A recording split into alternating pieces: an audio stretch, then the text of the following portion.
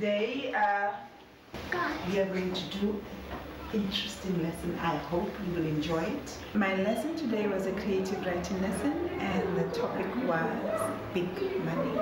I started the lesson by calling all the children to come and sit at the front because I wanted to create a hype and an interest on the topic.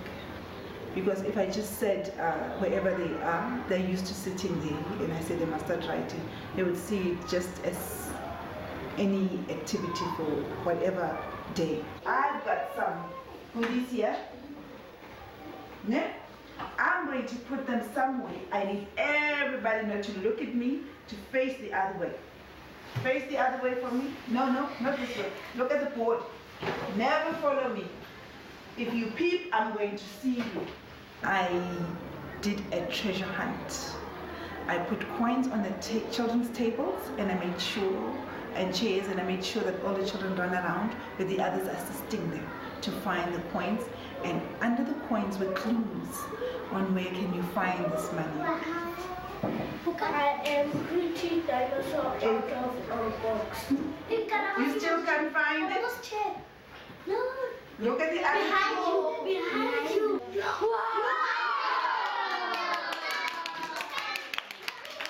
When they went, they all found money, and then that brought the topic.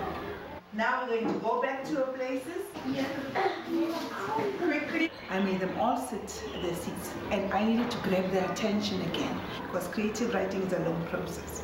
So to bring their attention back, I reintroduced the money in a different form now, right? And make them aware it's not just little money, it's huge amounts of money. And what does huge amounts of money look like? Today's topic is about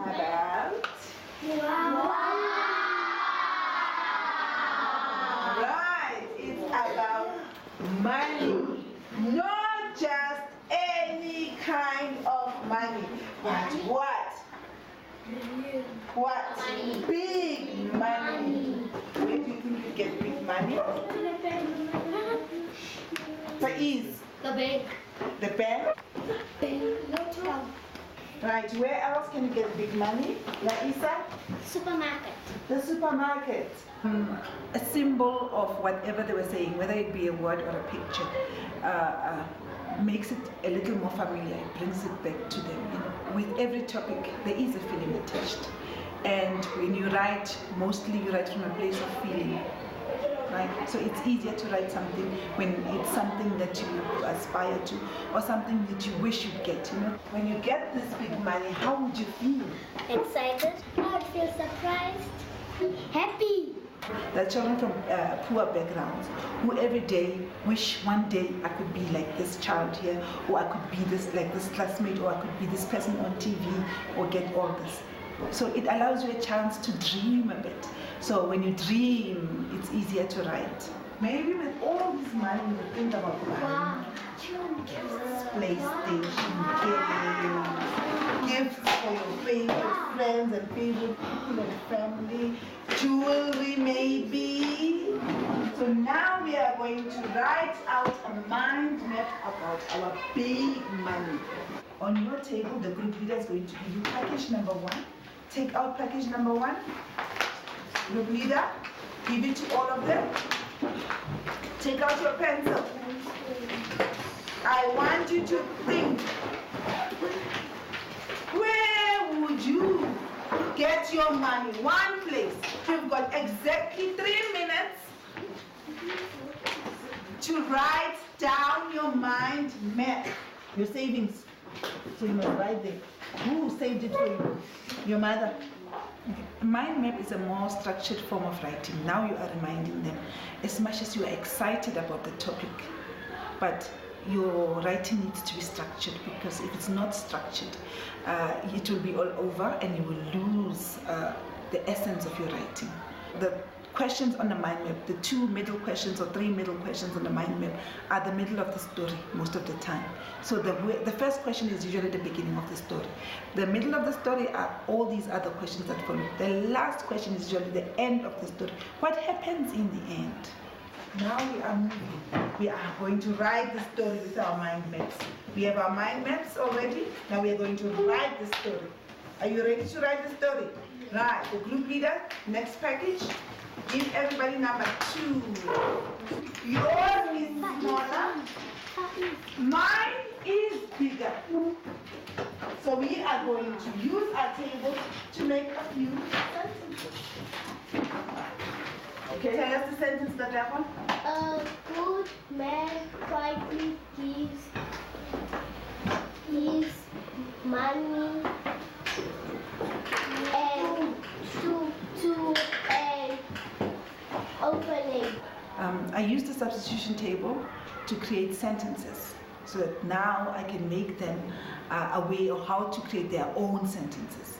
Now I would ask them, I asked them to write their own sentences. They could use words from the substitution table if they wanted to, or they could use their own words. That's why they had dictionaries on their tables. Now the writing process of writing your own story begins.